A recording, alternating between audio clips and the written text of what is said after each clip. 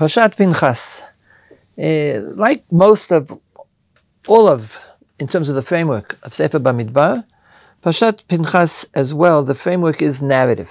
It's basically a story. There are halachot which appear every now and then, but it's not like Sefer Vayikra, which was laws. Most of Sefer Bamidbar is narrative. The narrative in Pinchas is different than the previous narratives because we finished, in terms of what's going to take place, we finished the stories of the desert. We've already, in the previous Parsha, they've captured Eretz, the land of Sichon and Og. They are now poised to enter Eretz Yisrael. The narrative is about being poised to enter Eretz Yisrael.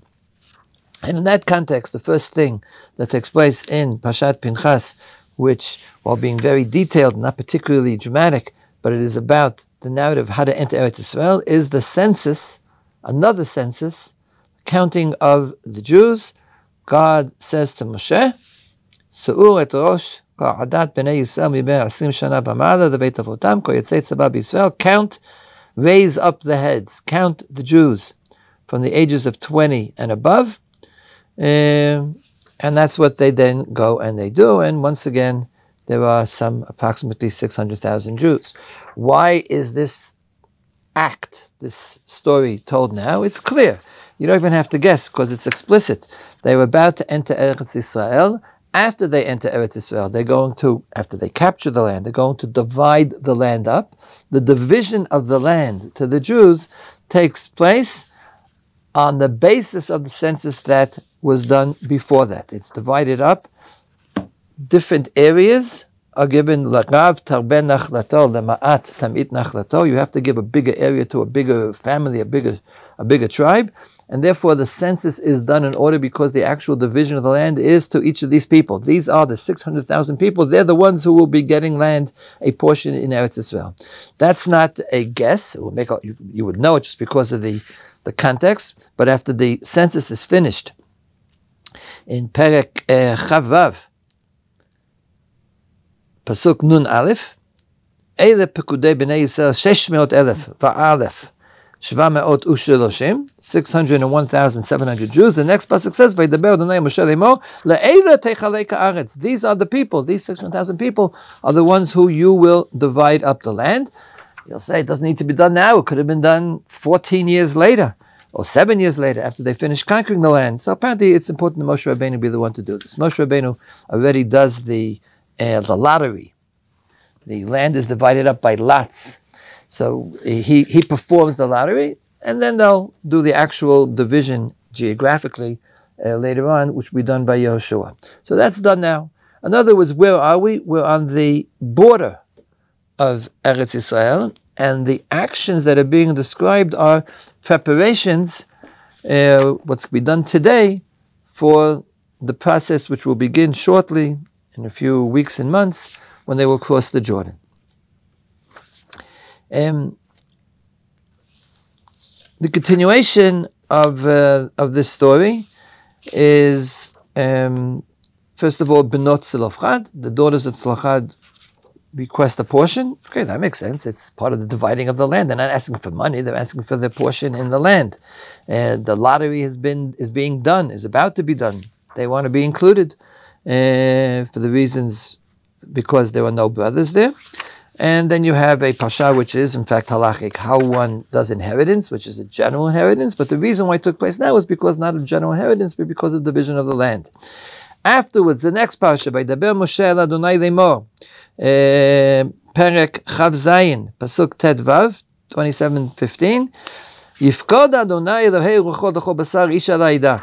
Moshe Rabbeinu is going to die, and therefore he asks that God should appoint somebody else. It'll be Yoshua. That's preparation for the crossing of the border, which means preparation for the passing of the generations, for the passing of the baton from Moshe to Yoshua. What specifically caused Moshe to ask that? Going back 3 psukim, God said to Moshe, Alei el hara barim hazel reit ha'aretz shanatat ibnei Yisrael. God told Moshe Rabbeinu, you're going to die. He knew that already, but now he reminded him. He said to him, go up and climb the mountain, which is next to you, so that you should see Eretz Yisrael, because you are going to die. V'ne'esafta el amecha. So Moshe says, I'm going to die. He's concerned. and therefore Yoshua is appointed. Story is continuing. The next section is not as narrative at all. From here, from Chamishi to the end of the Parsha, from Perek Kafchet, Pasuk Aleph, at the end of the Parsha, it's Parshat HaMoadim, Parshat HaKorbanot, the sacrifices that are brought on Shabbat, Rosh Chodesh, and all of the different holidays.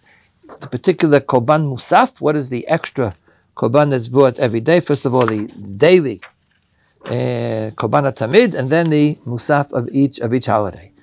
That, first of all, it's purely halachic and not narrative. And two, what does it have to do with why now? Is there some connection to we're about to enter Eretz Israel, and that's why we're learning about Korbanot HaTzibur? The same answer, whatever answer you give to that, you would give it to any other mitzvah. All the mitzvot will start applying one way or another in Eretz Israel. But what's the connection between Korbanot HaTzibur? Going back, I want to notice an unusual aspect of the census. The first thing that we mentioned, the census of the Jews that takes place in Pinchas. The language of the command that God gives to Moshe Rabbeinu to count is strikingly similar to that in the beginning of Sefer Bamidbar, which I spoke about 6 or 7 weeks ago when we began the Sefer. Se'u et rosh kol adat b'nei Yisrael miben 20 shana v'mala leveit avotam. The beginning of Sefer Bamidbar, very first pasuk, second pasuk. Se'ur et rosh kol adat b'nei Yisrael mishpachotam leveit avotam. You should miben 20 shana v'mala. In the continuation, you should count. Counting is to raise the heads of each Jew from the age of 20 on. Many years have gone by. There were 40 years later. So that's a good reason to do another census, and Chazal discuss the connection between these two censi. Although the language is similar, there's a striking difference in the result. When the Jews are counted in Parashat Bamidbar, the very beginning of their sojourn in the desert, so it says they counted each person after appointing 12 tribal leaders to assist. And what did they count? So the first example, Pasuk Chaf, Perek Aleph, begin with Reuven, the first tribe. Vayu b'nei Reuven b'chol Yisrael, toldotam nishpachotam leveit avotam, b'mispar shemot legulgalotam, kol zachar miben 20 v'mala, kol yotzei tzava, pekudehem, 46,000. And the children of Reuven, the members of the tribe of Reuven, the first of the tribes, counted by their numbers from the age of 20 above, and their numbers were 46,500. Okay, they counted the tribe of Reuven, and there were 46,500 individuals. In our Parsha in Pinchas, this is how the census is done. Reuven b'chor Yisrael. Reuven comes first. B'nei Reuven Chanoch, Mishpachat HaChanuchi. לפלו, משפחת הפלואי, לחצרון, משפחת החצרוני, לכרמי, משפחת הכרמי. We list something called mishpachot, families. It turns out that Reuven has 4 families: the Chanuchi, the Falui, the Chetzroni, and the Karmi. Ein mishpachot Reuveni. These are the families of Reuven. What about the counting? Oh yes, and their numbers were 43,730. And this is the way it continues the entire count of the Shiftei Yisrael, of the tribes of the people of Israel, is by families with names. Bnei Shimon, the Mishpachotam, the members of Shimon, by their families. L'Nemuel, Mishpachat HaNemueli. There's a family called Nemueli, named after Nemuel. L'Yamin, Mishpachat HaYimani. L'Yachin, Mishpachat HaYachini. L'Zerach, Mishpachat HaZachi. L'Shaul, Mishpachat HaSholoi. These are the families. And 22,200. What is the importance? What is the nature of these families which are being counted here by number? Now, those of you who remember are undoubtedly going to point out to me that in Bamidbar, when the command was given, it was to count them by their families. It says so.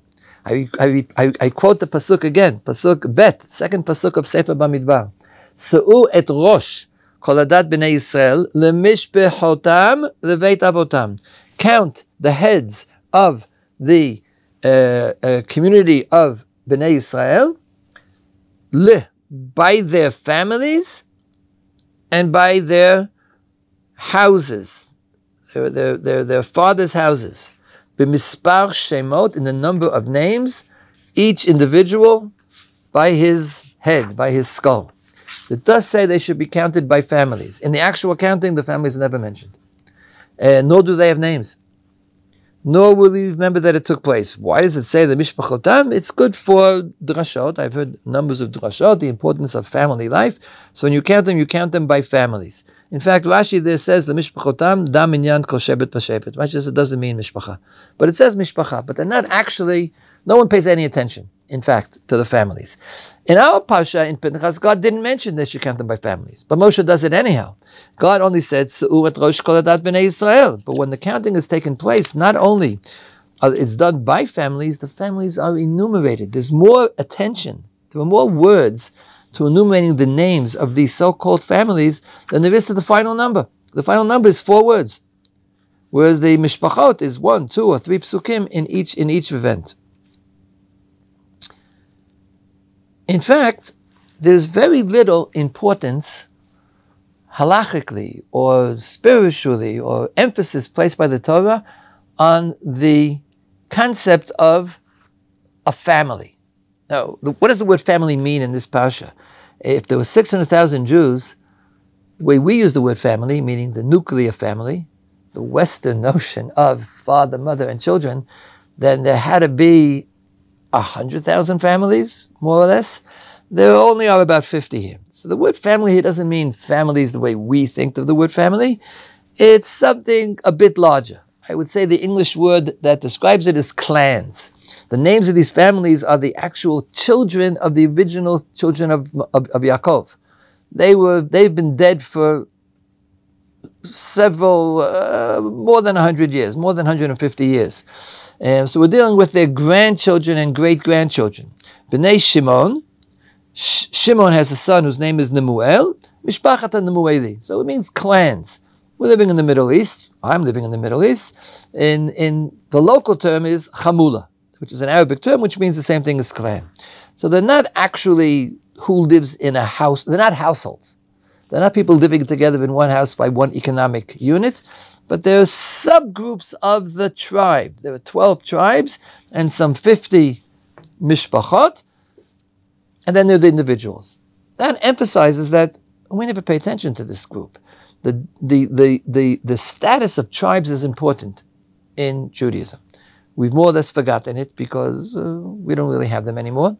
But in the Torah, it's very important. The land was divided up by tribes. They lived together in a tribal structure. There were other halachot which constantly refer to this. The Kohen Gadol walks around with a choshen on his chest that has 12 stones. L'mispar b'nei Yisrael. There are 12 stones there against in which one has the name of a tribe on it. Apparently it's important. It's not my topic today, but it's important to understand that Israel is a confederation of units called tribes. And there are halachot that are based on it, and there are controversies later on. Sefer Melachim, the countries divided up, the people are divided up into 2 tribal confederations, Judah together with Binyamin and the 10 tribes. It's an important thing. What are these mishpachot? They have no halachic importance. They have they're not even mentioned anywhere in the Torah, except for here. There were 2 other places where mishpacha, I think only 2 other places where the concept of the clan, the mishpacha, is mentioned. One is a very strange place, and that is when Achan takes from the property of Yericho, from the cherem, that which was given over to God, and he takes some for himself, and then the Jews suffer a disaster in the next battle at the Ai, and they have to find him, and they use a goral, just like here there's a goral, a lottery. They use a lottery, and there the lottery is done, it says, they do it in many stages. First they choose which tribe, find out which tribe it is. Then they find out which mishpacha it is, and they find out which mishpacha it is. Then they find out which Beit Av, which nuclear family it is, and then they get to him. So there he's identified, he's chosen, he's identified by his, among other things, by his clan. Doesn't have anything to do with us, except for one thing. It's interesting. There also, we're dealing with a lottery. When you do a lottery, somehow the tribal and clan membership is important.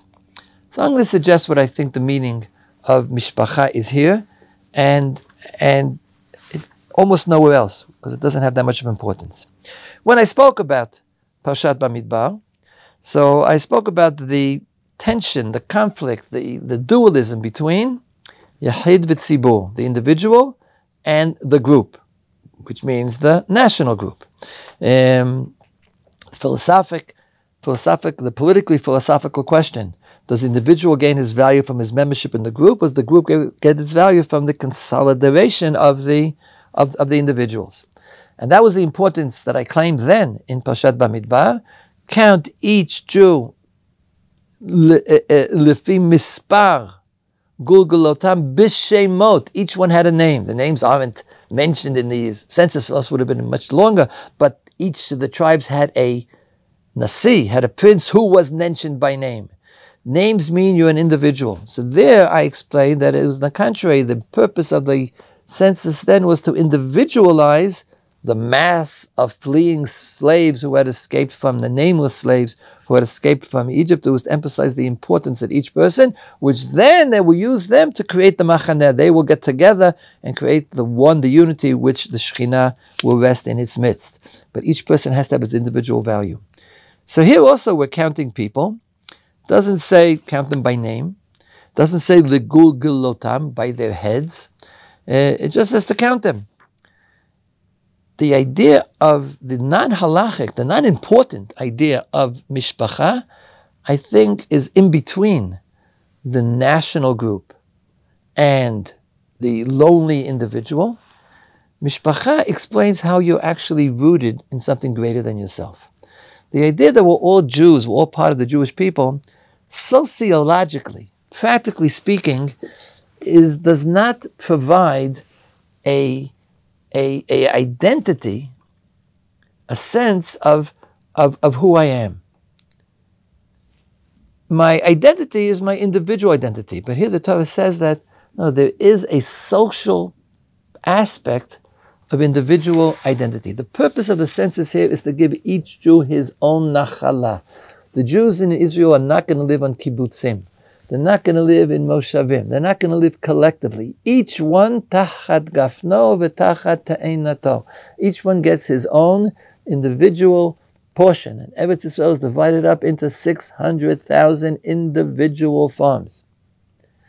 And it's given to each Jew because of his identity. But the way you come to that, the reason why you will actually settle. Here we're talking about Jews who will settle. They're forming a real social unit. They're not living in the desert. This is not just a nation, but it's a living nation. It's a social unit. It's important that the Jew they belong to clans. We have a negative opinion about clans because we know that clans leads to strife, and it leads to bloodshed, and what goes on around Israel in the Middle East is very often the destructive power of clans and tribes and extended families. So we have a negative opinion about this belonging, but nonetheless, the Torah is really saying the lonely individual all by himself, has no parents, has no brothers, has no uncles, he's just he himself. That's how it builds a nation. You have to have a personality, an individual personality, which is rooted in my belonging to a social unit. I was born to parents, I have brothers, and in fact it's a little bit bigger than that nuclear family.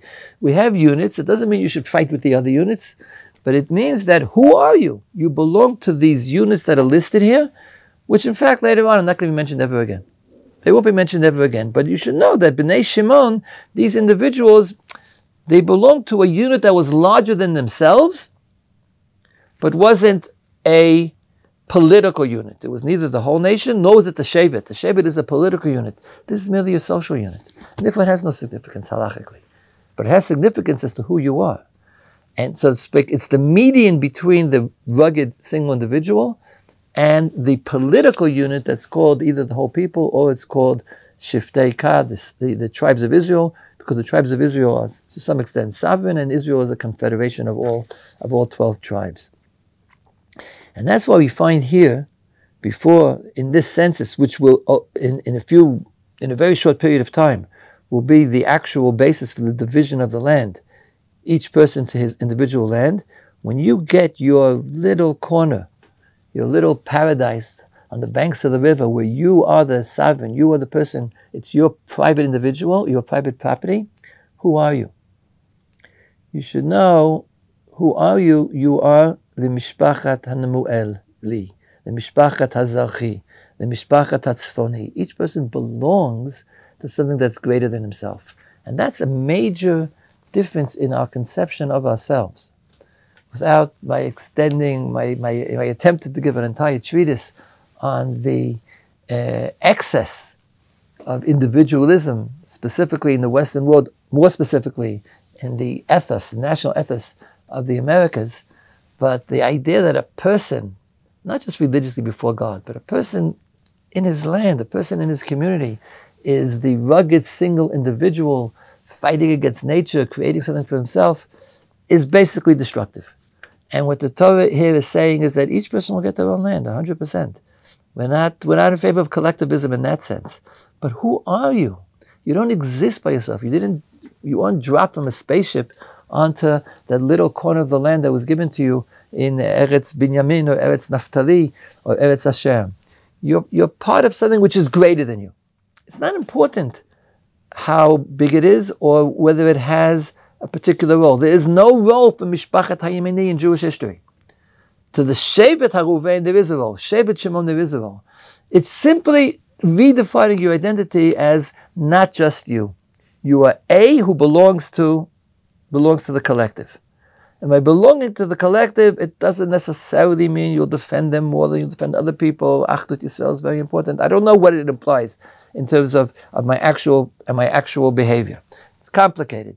But what it does imply is that you're not alone. You shouldn't think yourself of being the beginning and the end of your existence. Your existence is rooted in something that's greater. And having said that, I think that is a key to understanding the continuum of the Parsha itself. Because, how does our Parsha begin?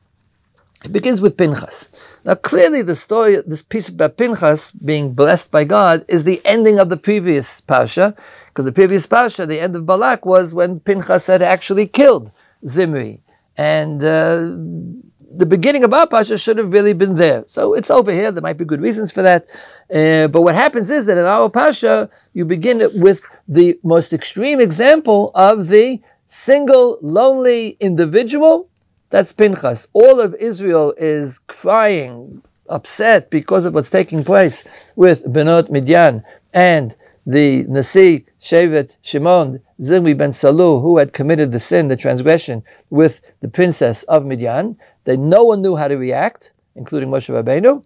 And Pinchas just gets up, he separates himself from the mass, takes a spear, and acts basically illegally. In other words, he has no sanction of law.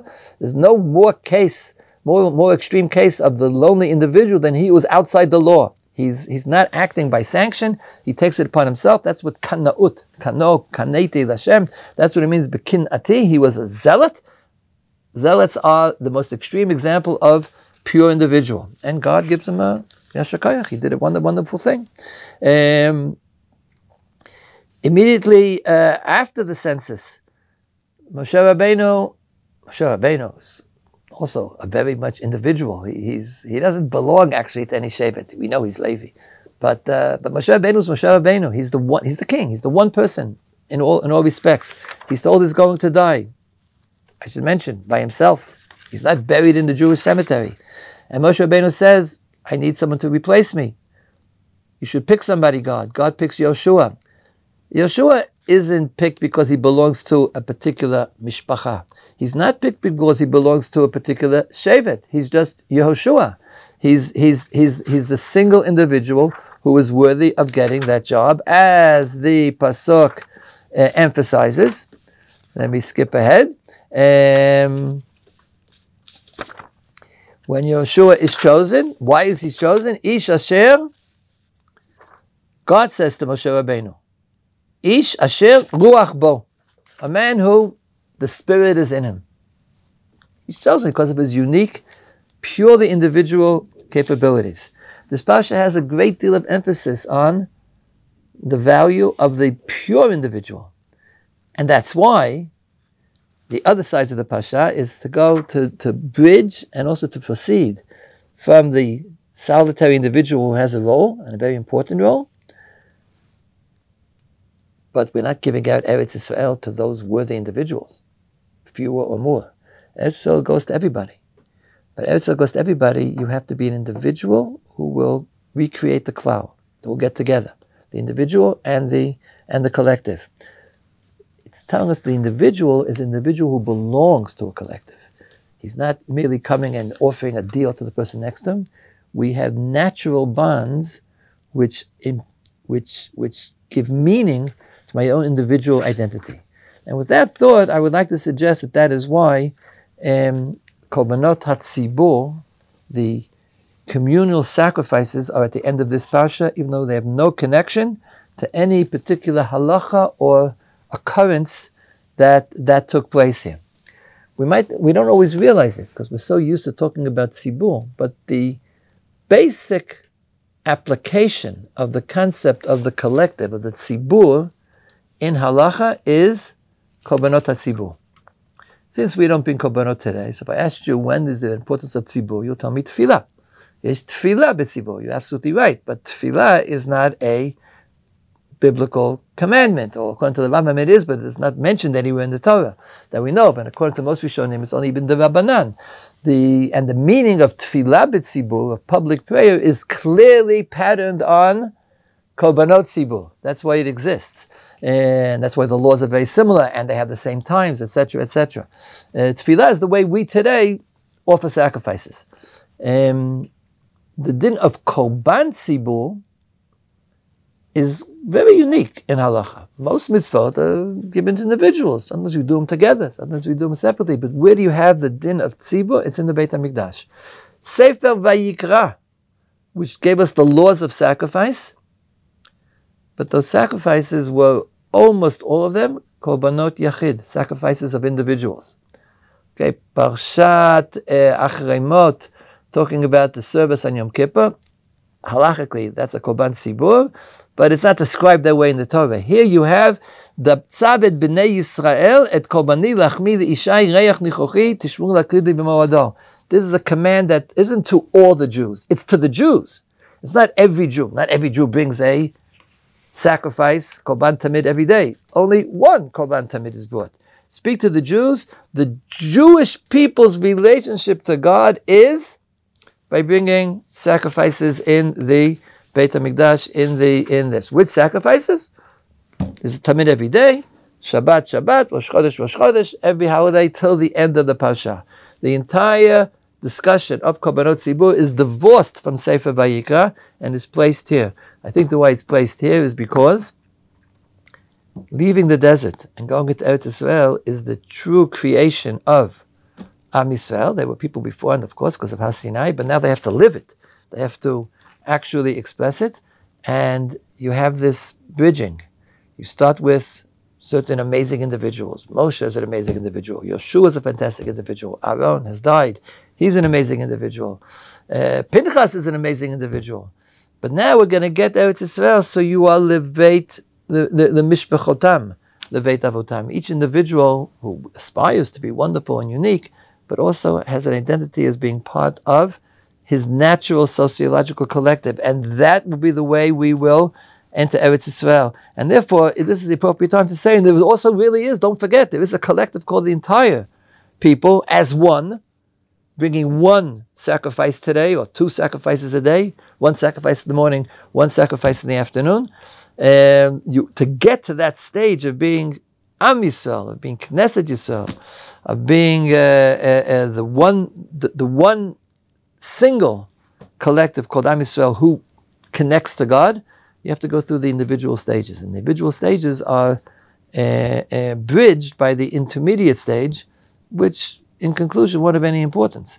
But it's because it's created by the individuals realize that they are part of a greater collective, and then they can form an even greater collective, which is the end of the Pasha. In that sense, Parashat Pinchas is the bridge between on the sociological understanding level, the individuals of the desert. There's no real community in the desert. God formed the Machaneh, but they're not living in a social unit the way humanity is meant to live. The bridge from the individualization of the desert to the community of Am Yisrael, who has God in their midst in Eretz Yisrael. So Parashat Pinchas is that bridge. You have to count the individuals, you have to place them in a context of their social context, namely the Mishpachotam. And on that basis, you have to build an entire people. Now you go and you will get Eretz Yisrael and create, hopefully, the ideal society. And in fact, after many thousands of years, we still aspire to create that holy and perfect society in the near future. And that is today's Pasha.